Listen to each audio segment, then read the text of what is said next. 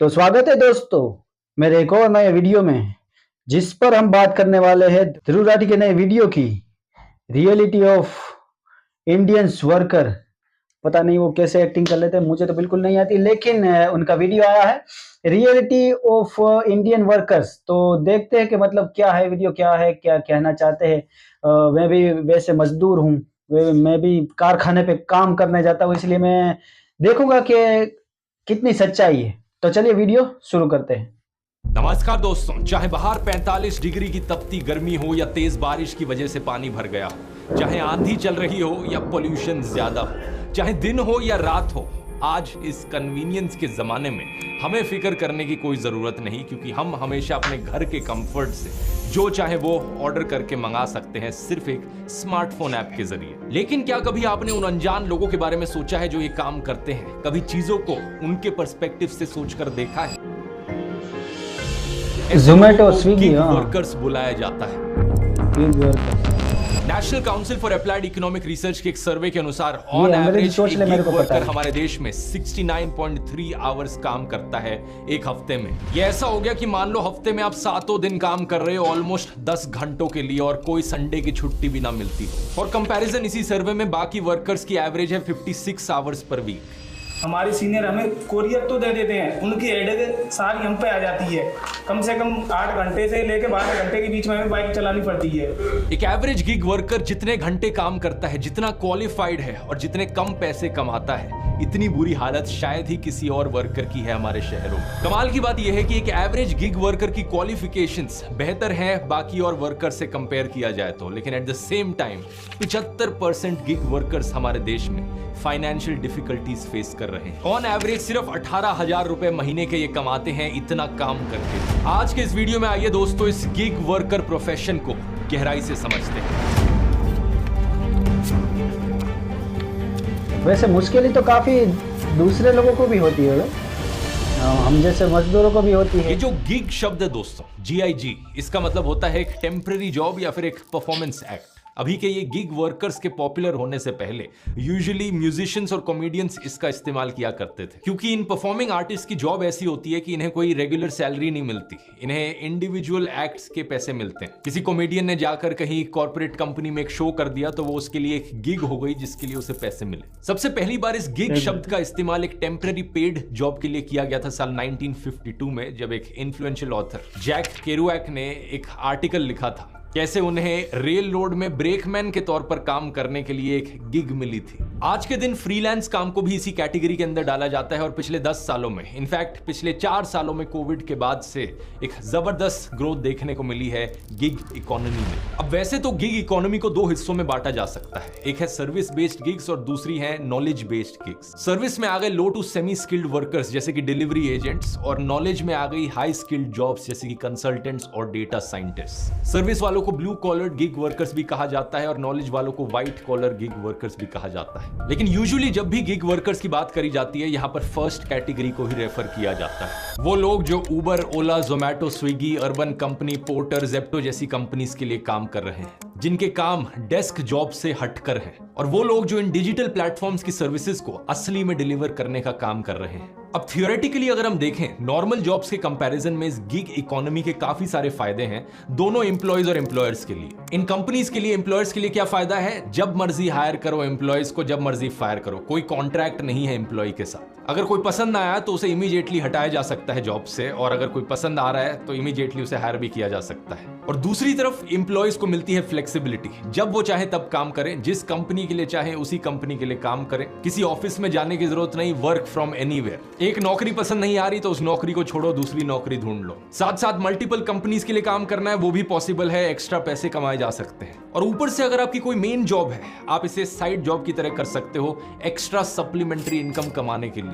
चारों तरफ फायदे ही फायदे हैं। सब कुछ सुनने में तो बहुत अच्छा लग रहा है, लेकिन आप पूछोगे फिर प्रॉब्लम क्या है? प्रॉब्लम यह है कि ये सारे फायदे बस थियोरेटिकली हैं, असलियत में प्रैक्टिकली देखा जाए तो हालात बहुत खराब है। नीति आयोग की 2022 की report India's booming gig and platform economy को अगर हम देखें तो कोविड पैंडेमिक के आने से पहले देश में करीब 30 लाख गिग वर्कर्स थे। लेकिन यही नंबर 2021 में 77 लाख तक पहुंच गया और इस सेक्टर में इतनी ग्रोथ एक्सपेक्ट करी जा रही है कि 2030 तक ये नंबर 2.35 करोड़ पर पहुंच जाएगा। ऑक्सफोर्ड इंटरनेट इंस्टीट्यूट का ऑनलाइन लेबर इंडेक्स हमें बताता है कि इंडिया का ऑनलाइन लेबर मार्केट शेयर 24% पर है, यानी कि इंडिया नंबर 1 देश है दुनिया में इस मामले में। इससे हमें क्या पता चलता है? इससे हमें पता चलता है कि ज्यादातर लोग हमारे देश में गिग इकोनॉमी को सप्लीमेंट्री एक्स्ट्रा इनकम के तौर पे नहीं बल्कि अपनी मेन जॉब के तौर पर देख रहे हैं। इनफैक्ट इप्सोस रिसर्च के 2024 के सर्वे के अनुसार देश में 88% गिग वर्कर्स के लिए गिग वर्क उनका प्राइमरी सोर्स ऑफ इनकम है। और दूसरी तरफ इस नंबर को देखिए,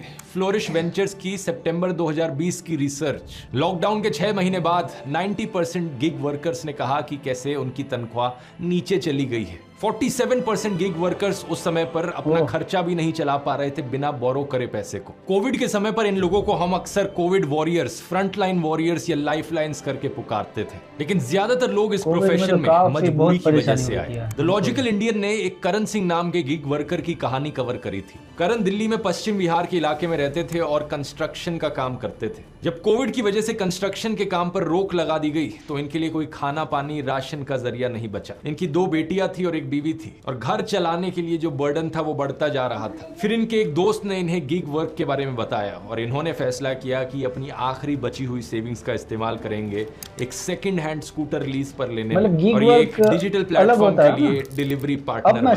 फ्रंट लाइन वर्कर होने का मतलब था कि ये एसेंशियल गुड्स को डिलीवर करते रह सकते थे कोविड लॉकडाउन के दौरान, लेकिन देखते ही देखते ये उनका मेन पेशा बन गया और आज ये बाइक टैक्सी सर्विस प्लेटफॉर्म में काम करते हैं। ऐसी कहानियों की भरमार है हमारे देश में दोस्तों, जहां पर गिग इकोनॉमी ने लोगों के रोजगार को बचा लिया। आज के दिन ये कंपनीज अपने गिग वर्कर्स को अलग अलग नामों से बुलाती हैं। कोई बाइक टैक्सी वाली कंपनी है, कैप्टन शब्द का इस्तेमाल करती है, कोई इन्हें एक्सपर्ट बुलाता है, लेकिन ज्यादातर कंपनीज इन्हें पार्टनर का नाम देती हैं। अब आमतौर पर किसी बिजनेस में अगर पार्टनर शब्द का इस्तेमाल किया जाता है तो इसका मतलब होता है कि कोई इंसान आपके साथ भागीदारी करेगा, आपके साथ काम करेगा, जो भी प्रॉफिट और लॉसेस होंगे उन्हें शेयर किया जाएगा। लेकिन क्या गिग वर्कर्स के लिए ऐसा कुछ भी होता है? गिग वर्कर्स को काम करने के लिए जो स्कूटर या बाइक खरीदनी होती है वो खुद के पैसे से खरीदनी होती है। पेट्रोल का जो खर्चा आएगा अपनी जेब से भरना होता है। यहाँ उबर ओला ड्राइवर्स का एक बड़ा क्लासिक एग्जांपल है। मान लो किसी टैक्सी ड्राइवर ने आपको एक जगह पर ड्रॉप किया है और उस लोकेशन पर उसे कोई और राइड नहीं मिल पाती। राइड ढूंढने के लिए उसे 15-20 किलोमीटर दूर ट्रैवल करना पड़ता है किसी हॉट स्पॉट में।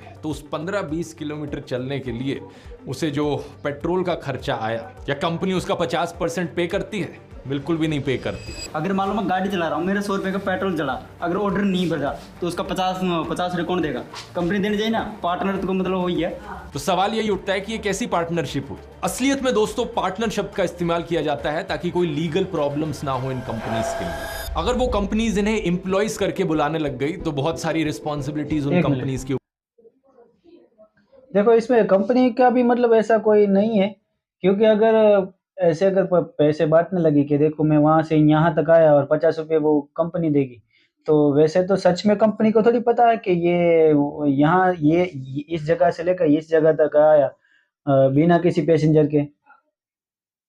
हो भी सकता है ना कि वो पैसेंजर लेके गया, तो फिर वो ऐसे ही शुरू हो जाएगा कि कोई भी ऐसे पैसेंजर यहाँ से लेकर यहाँ तक छोड़ देगा और कंपनी को बोलेगा कि मैं यहाँ से यहाँ तक आया हूँ, तो उसका पेट्रोल का पैसा कंपनी को देना है, तो वो तो सब लोग ऐसे ही शुरू हो जाएंगे। तो इसमें तो गलत तो नहीं है, वैसे कंपनी की बात गलत तो नहीं है, लेकिन अब आगे क्या कहते हैं ऊपर आ जाएंगे। इनके हेल्थ इंश्योरेंस का ध्यान रखना होगा। अगर कोई वर्क रिलेटेड एक्सीडेंट हो जाता है उसकी लायबिलिटी कंपनी के ऊपर आएगी। टैक्स और एक मिनिमम वेज देने की रिस्पॉन्सिबिलिटी आ जाएगी। लेकिन ऑक्सफोर्ड इंटरनेट इंस्टीट्यूट के फेयर वर्क रिसर्च प्रोजेक्ट 2022 के अनुसार 11 इंडियन प्लेटफॉर्म्स को इन्होंने स्टडी किया था और इनमें से एक प्लेटफॉर्म भी सबूत नहीं दे पाया कि इनके गिग वर्कर्स को एटलीस्ट लोकल लिविंग वेज मिलती हो सारी वर्क रिलेटेड कॉस्ट कवर करने के बाद। Centre for labour studies at the national law school Bengaluru और मॉन्टफोर्ट सोशल इंस्टीट्यूट ने साथ में मिलकर एक स्टडी करी जिसमें इन्होंने ओला और उबर के टैक्सी ड्राइवर्स को देखा हैदराबाद में। इन्होंने एक बड़ी शॉकिंग चीज पाई कि जितना भी पैसा एक ड्राइवर कमाता है एक दिन का काम करने के बाद, ऑन एवरेज 40% उस कमाई का सिर्फ पेट्रोल और डीजल पर ही खर्च हो जाता है। और ज्यादातर ड्राइवर्स 12 से 14 घंटे काम करते हैं ऑन एवरेज एक दिन में। मतलब सारा खर्चा उठाने के बाद इस बढ़ती महंगाई में अगर सिर्फ मिनिमम वेज तक की ही बात बन पा रही है तो यही गिग वर्कर्स एक्स्ट्रा घंटे काम करने लग जाते हैं। नोट करने वाली बात यह भी है कि ये कंपनीज खुद को कैसे डिफाइन करती हैं। ये खुद को टेक एग्रीगेटर या मीडिएटर या फैसिलिटेटर करके पुकारती हैं। कभी भी एम्प्लॉयर शब्द का इस्तेमाल नहीं करेंगी। फिर से लीगल प्रॉब्लम्स क्रिएट हो जाएंगी कि ये एम्प्लॉयर बन गए और वो एम्प्लॉयज हैं, बहुत सारा खर्चा उठाना पड़ेगा, उनका ध्यान रखना पड़ेगा। इस सब झंझट में नहीं पड़ना, हम तो वही टेक एग्रीगेटर हैं। ये कंपनीज अक्सर कहती हैं कि इन्होंने मार्केट को रेवोल्यूशनाइज कर दिया है मिडिलमैन को रास्ते से हटाकर। लेकिन जरा सोचकर देखो दोस्तों, असलियत में इन्होंने किया क्या है कि ये खुद मिडिलमैन बन गए हैं। ये हर राइड, हर डिलीवरी, हर सर्विस का 15 से 25% कमीशन चार्ज करके खुद ही एक टेक बेस्ड मिडलमैन बन गए। और यहां अगर इन टेक कंपनीज की बात कर ही रहे हैं तो ये भी जान लेना जरूरी है कि इन कंपनीज का सॉफ्टवेयर और इनके एल्गोरिथम्स कैसे और प्रॉब्लम्स क्रिएट करते हैं इनके गिग वर्कर्स के लिए। लेकिन इसकी बात करने से पहले मैं आपको आज के वीडियो के स्पॉन्सर के बारे में बताना चाहूंगा, जो कि आपके लिए बहुत यूजफुल होंगे अगर आप अपनी वेबसाइट का ट्रैफिक या वेबसाइट की रैंकिंग इंप्रूव करना चाहते हो। दैटवेयर एक एसईओ की कंपनी है जो 1000 से ज्यादा प्रोप्राइटरी एआई एल्गोरिथम्स और एडवांस्ड एसईओ टेक्निक्स का इस्तेमाल करती है। ये आपकी मदद करेंगे आपकी वेबसाइट या आपके ब्रांड को टॉप पर रैंक कराने में गूगल सर्च रिजल्ट्स में, ताकि आपका ब्रांड या आपका बिजनेस और विजिबल बन सके और लोग आपकी वेबसाइट पर आ सके। ये प्रिसाइज आरओआई ट्रैकिंग भी करते हैं और रियल टाइम इनसाइट्स भी देते हैं, ताकि आप इनके रिजल्ट्स को ट्रैक कर सके और इन्फॉर्म्ड डिसीजंस ले सके। सर्च रिजल्ट्स में अच्छा रैंक किया जाना किसी भी छोटे बिजनेस के लिए एक लॉटरी जैसा है, क्योंकि हजारों नए कस्टमर्स आपकी वेबसाइट पर आ सकते हैं सिर्फ एक गूगल सर्च करके। तो अगर आप इंटरेस्टेड हैं, आप इनकी वेबसाइट thatware.co पर जा सकते हैं। इसका लिंक नीचे डिस्क्रिप्शन में भी मिल जाएगा और वेबसाइट पर जाकर सिंपली अपनी इंक्वायरी ड्रॉप कर सकते हैं। अब टॉपिक पर वापस आते हैं। फ्रंटलाइन ने एक बड़ा इंटरेस्टिंग केस कवर किया अंकुर नाम के एक गिग वर्कर का। ये फादर हैं 2 बेटों के। ये 12 से 14 घंटे एक दिन में काम किया करते थे, कम से कम 6 दिन एक हफ्ते में। और काम करते थे ये एक क्लीनर के तौर पे अर्बन कंपनी में। इनका रोज दिल्ली से गुड़गांव आना जाना होता था और एक दिन क्या हुआ कि इनका एक्सीडेंट हो गया। इसकी वजह से उस दिन की जितनी भी और जॉब्स थी, गिग्स थी, उन्होंने कैंसिल कर दी, क्योंकि खुद की ट्रीटमेंट करानी थी इन्हें। और अगले दिन जब ये अपना अकाउंट चेक करते हैं तो इन्हें खबर मिलती है कि अर्बन कंपनी ने इनका अकाउंट परमानेंटली ब्लॉक कर दिया है। ये हैरान हो जाते हैं देखकर कि क्या कारण हो सकता है इसके पीछे। और जब इन्होंने देखा तो लिखा आता है for cancelling more than 5 jobs a month.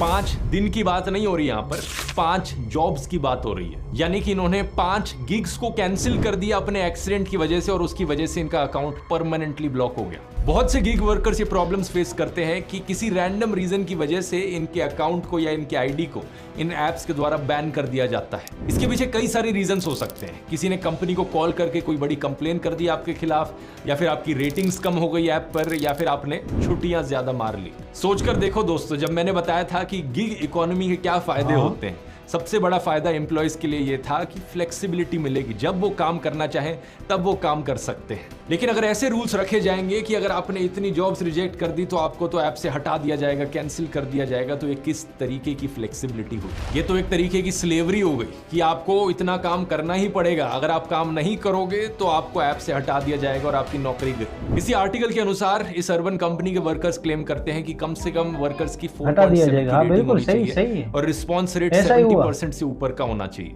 और साथ ही साथ 5 जॉब से ज्यादा कैंसिल नहीं होनी चाहिए एक महीने में। जहां एम्प्लॉयर की डेफिनेशन से बच के ये सारी कंपनीज फायदे उठा रही हैं, वहीं हर कंपनी अपने अलग अलग स्टाइल से इन वर्कर्स को एक्सप्लॉइट भी कर रही है। इसी फ्रंटलाइन के आर्टिकल में ये भी एग्जांपल लिखा है कि कैसे एक समय पर अर्बन कंपनी ने कस्टमर्स को डिस्काउंट्स देने के लिए वर्कर्स की पेमेंट के पैसों का इस्तेमाल किया था। पिछले साल 100 से ज्यादा डार्क स्टोर्स जिन्हें रन किया जा रहा था जोमैटो ओन्ड ब्लिंकिट के द्वारा दिल्ली एनसीआर में, उन्हें शट डाउन कर दिया गया क्योंकि डिलीवरी एग्जीक्यूटिव स्ट्राइक पर थे। क्या रीजन था इसके पीछे? क्योंकि इन डिलीवरी एग्जीक्यूटिव्स ने जब कॉन्ट्रैक्ट साइन किए थे ब्लिंकिट के साथ, फीस रखी गई थी 50 रुपीज पर ऑर्डर, लेकिन बाद में इसे कम करके कर दिया गया 25 रुपीज पर ऑर्डर, और अब इसे और भी कम करके कर दिया गया था 15 रुपए पर ऑर्डर, और थोड़ा सा एक डिस्टेंस बेस्ड फी का कंपोनेंट ऐड कर दिया। बहुत बड़ा इशू यहाँ पर यह है कि इन गिग वर्कर्स के लिए कंप्लेन करने का कोई जरिया नहीं है कंपनी को। पिछले साल हमें एक ऐसा केस देखने को मिला जहां पर ब्लिंकिट के एम्प्लॉयज को मारा पीटा गया दिल्ली में, क्योंकि उनके पास लूज चेंज नहीं थी, छुट्टा नहीं था। जनवरी 2023 का ये केस देखिए, जहां पर 23 साल के मोहम्मद रिजवान को कस्टमर के कुत्ते के द्वारा अटैक किया गया जब वो एक स्विगी ऑर्डर डिलीवर कर रहे थे। कुत्ते से अपने आप को बचाने के लिए रिजवान तीसरे माले से नीचे गिर गए, जिसके कारण उनकी मौत हो गई।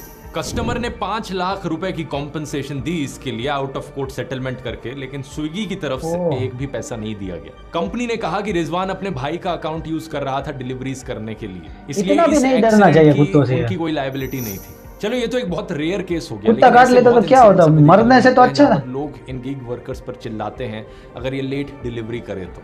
अब वर्कर्स को अगर कोई इशू होता है तो उनके पास इकलौता जरिया होता है कि वो चैट बॉट्स का इस्तेमाल करें हेल्प के लिए। Platform-based gig workers have problems in their execution of work, and in fact even when customers have issues with execution of an order, your only recourse is chatting with a bot on the platform. You're prompted with questions, you have to choose between a set of answers that the bot is providing. If you are lucky to be able to cross a stage of conversation with the bot, there will be a call that will be made to you. You don't have a toll-free number to which you can reach out and make a call.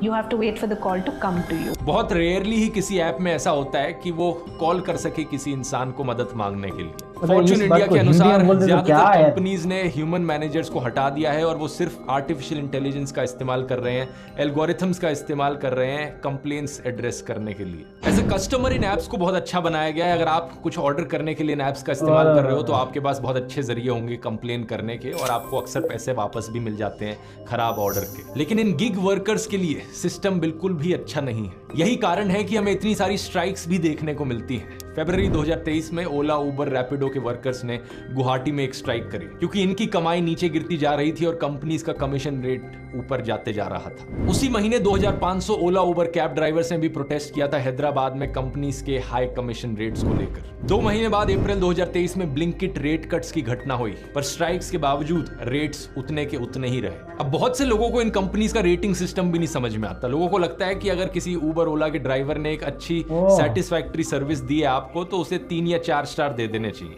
5 star तो तभी मिलेंगे उसे जब उसने कुछ बहुत ही excellent लाजवाब service दी हो। दूसरी तरफ कुछ लोग छोटे छोटे इश्यूज पर स्टार्स कम कर देते हैं, जैसे कि किसी ड्राइवर को जगह ढूंढने में प्रॉब्लम हो गई या ज्यादा देर कर दी आने में या खुला छुट्टा नहीं था उसके पास। अगर आप भी यही करते हो तो जरा इन गिग वर्कर्स के पर्सपेक्टिव से सोचकर देखा करो। इन लोगों के लिए 4.5 स्टार से नीचे जाने का मतलब अक्सर होता है कि अपनी नौकरी खो देना, इनका घर चलना बंद हो जाएगा। इसलिए अगली बार जब भी आप रेटिंग दो 5 स्टार्स आपके लिए डिफॉल्ट होना चाहिए। वो छोटी मोटी प्रॉब्लम्स हो तो उन्हें जाने दो, अनलेस इन वर्कर्स की सही में कोई बहुत बड़ी गलती ना हो तो। इसके अलावा इन्हें धन्यवाद जरूर किया करो इनकी मेहनत और इनके काम के लिए, क्योंकि जिन कंडीशंस में ये काम कर रहे हैं वो सही मायनों में तारीफ के लायक है। और यहाँ इन प्रॉब्लम्स को अगर हमें सुधारना है तो इसका सोल्यूशन ठोस कानून में रखा है। बाकी और देशों की तरह इंडिया में भी जो ट्रेडिशनल लेबर लॉज हैं वो गिग वर्कर्स को कवर नहीं करते, और जैसा मैंने बताया कंपनीज बड़ी आसानी से देने में वैसे प्रॉब्लम क्या है, खुद दे को देना एम्प्लॉयर चाहिए, नहीं तुम्हारा क्या बुलाएंगी पैसा और ना कटेगा। गिग वर्कर्स को एम्प्लॉयज बुलाएंगी। ये साल 2020 में ही था कि इंडियन गवर्नमेंट ने एक सोशल सिक्योरिटी कोड पास किया जिसमें एक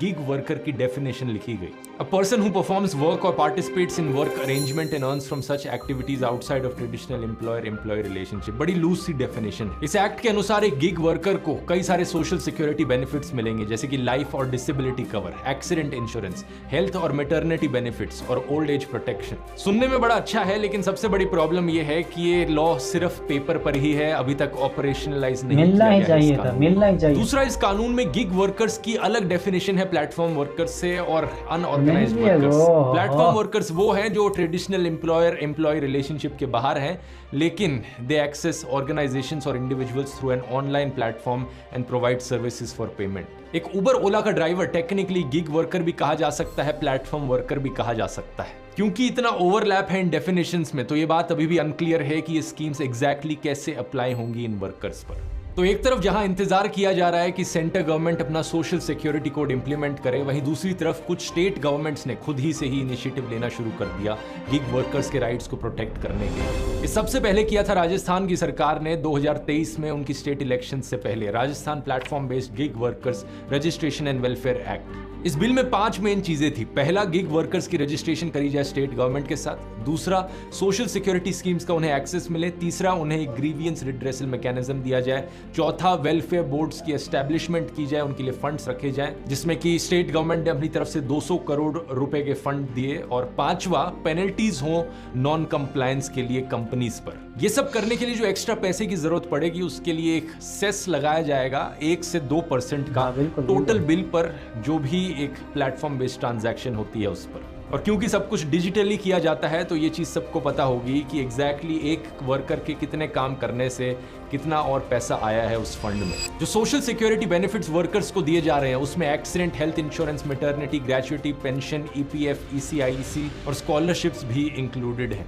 तो सुनने में तो बहुत अच्छा है, लेकिन एग्जैक्टली कितना इंप्लीमेंट किया जा रहा है इस कानून को राजस्थान में, इसके बारे में ज्यादा जानकारी ऑनलाइन अवेलेबल नहीं है। तो ये वही लोग बता सकते हैं जो राजस्थान में काम कर रहे हैं गिग वर्कर्स के तौर पर। अगर आप ऐसे लोगों में से हो तो नीचे कमेंट्स में लिखकर बता सकते हो। राजस्थान के बाद क्योंकि कर्नाटका में भी कांग्रेस की ही सरकार है तो वहां भी एक सिमिलर कानून प्रपोज किया गया है कुछ हफ्ते पहले, the Karnataka platform based gig worker social security and welfare bill 2024। और इंटरेस्टिंग चीज पता है क्या दोस्तों, इन कंपनीज ने ऑलरेडी इस बिल के खिलाफ प्रोटेस्ट करना चालू कर दिया। National association of software and service companies ने कहा कि इस बिल के आने से इन एग्रीगेटर्स के बिजनेस को हार्म पहुंचेगी। इस बिल में एलिजिडली मिनिमम नोटिस पीरियड दिया जा रहा है टर्मिनेशन के लिए, एल्गोरिथमिक डिस्क्लोजर्स की बात करी जा रही है, अलग अलग मैकेनिज्म्स को मॉनिटर और ट्रैक करने की बात करी जा रही है। और कुछ कंपनीज का कहना है कि उससे एक बुरा असर पड़ेगा इनके प्लेटफॉर्म्स पर और ये उस स्टेट में अपने ऑपरेशंस ढंग से नहीं कर पाएंगे। मतलब सोचकर देखो, इन कंपनीज को इससे भी प्रॉब्लम है कि एक मिनिमम नोटिस पीरियड दे दिया जाए गिग वर्कर्स को। ये जो प्रॉब्लम्स मैंने आपको इस वीडियो में बताई दोस्तों,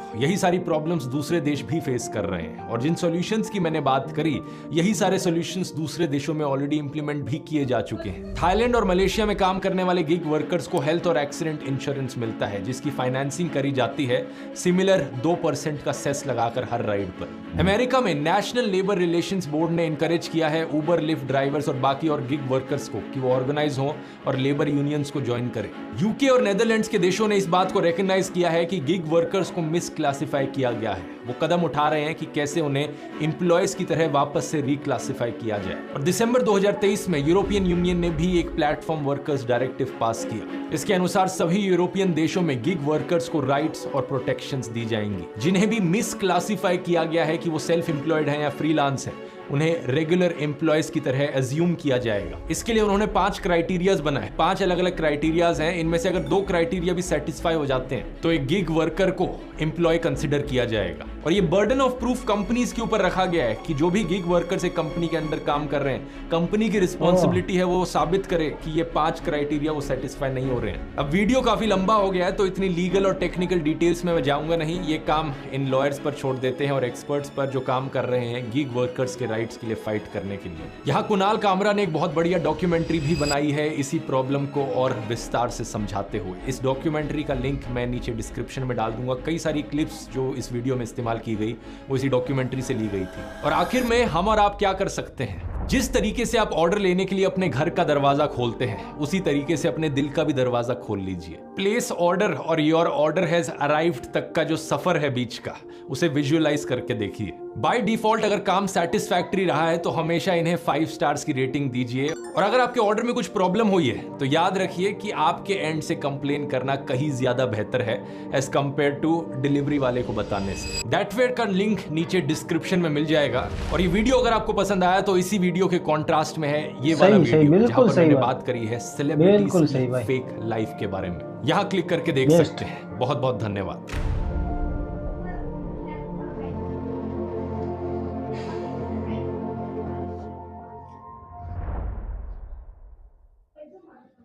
बिल्कुल सही है भाई, बिल्कुल सही। बेस्ट वीडियो था भाई,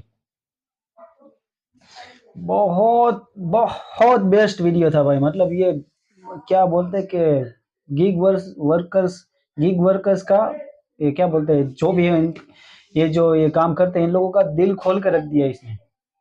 ध्रुव राठी का काफी बहुत ही बढ़िया, मतलब ये यार ये काम तो मुझे बहुत अच्छा लगा यार। जिसके बारे में कोई नहीं बात करता उनके बारे में बात करने वाला ध्रुव राठी, मतलब बहुत ही अच्छी बात है। अगर इनकी बात वैसे सही है, देखो कोई तुम्हें छोड़ने आया है और एक उसके पास छुट्टे पैसे नहीं है, उसकी वजह से तुम उसकी नौकरी खा जाओगे, मतलब उसे प्रॉब्लम दोगे। मतलब क्या छोटी सी बात यार, ये तो हम लोग भी कई बार करते थे। कई बार कभी रिक्शा में गए तो अपने पास छुट्टे नहीं रहते, कोई चीज लेने गए तो छुट्टा नहीं रहता अपने पास, तो ये प्रॉब्लम तो हम भी करते हैं। तो उसका मतलब क्या हो गया यार, इनकी बात मुझे बहुत अच्छी लगी कि 5 स्टार रेटिंग दे देनी चाहिए। मैं तो कहता हूँ अगर आपको कोई भी ज्यादा प्रॉब्लम हो तो 4 स्टार रेटिंग दे दो, कोई टेंशन नहीं। और जो कोई भी प्रॉब्लम हो तो मैं डायरेक्ट उससे बात करना चाहिए, रेटिंग कम मत करो यार, उससे किसी की कुछ तक बुरा होता है तो क्या क्या फायदा तुम्हें, कम रेटिंग देने में फायदा क्या होगा तुम्हें, क्या तुम्हें तुम्हारे पैसे वापस मिल जाएंगे? नहीं मिलेंगे। लेकिन तुम्हारा 5 स्टार रेटिंग देने से उसका कुछ भला हो जाएगा, किसी के कुछ भला करने से किसी का कुछ बुरा नहीं होता। ये बात बहुत अच्छी है। तो काफी बहुत बहुत ही बेहतरीन वीडियो बनाया था इन ध्रुव राठी ने। इनको लाइक करो, शेयर करो, और मेरे वीडियो को भी लाइक करो, शेयर करो यार। अभी क्या नहीं पता यार, ये एल्गोरिथम को क्या हो जाता है यार, ये अब मेरी वीडियो को लोग लाइक नहीं करते इसलिए ये बूस्ट नहीं करता यार। आप लोग लाइक किया करो यार प्लीज। तो चलिए, बाय।